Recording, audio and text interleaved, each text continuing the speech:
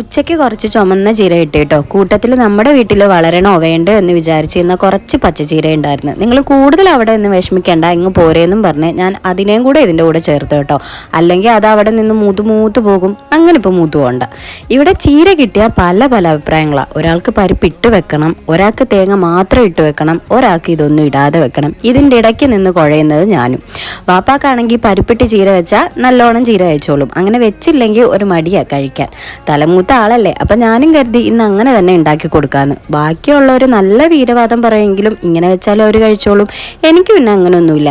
ചീര ഉണ്ടോ, എനിക്ക് ചോറിന് വേറെ കറിയൊന്നും വേണ്ട. പരിപ്പ് നേരത്തെ ഉമ്മ വേവിച്ച് വെച്ച കാരണം ആ പണിയിൽ നിന്ന് ഞാൻ രക്ഷപ്പെട്ടു. പിന്നെ വന്ന് കുറച്ച് തേങ്ങയും കൂടെ ചേർത്ത് ആ തോരൻ അങ്ങോട്ട് ഞാൻ ഉണ്ടാക്കി. ഇതാകുമ്പോഴത്തേക്കിനും പരിപ്പ് വേണ്ടവർക്ക് പരിപ്പുണ്ട്, തേങ്ങ വേണ്ടവർക്ക് തേങ്ങയുണ്ട്. അപ്പോൾ ആ ഒരു പ്രശ്നവും ഇല്ല. അപ്പോൾ അത്രേ ഉള്ളൂ. വീഡിയോ ഇഷ്ടമായാലും സബ്സ്ക്രൈബ് ചെയ്യാനും ലൈക്ക് ചെയ്യാനും ഷെയർ ചെയ്യാനും കമൻറ്റ് ചെയ്യാനും മറക്കണ്ട. ബൈ.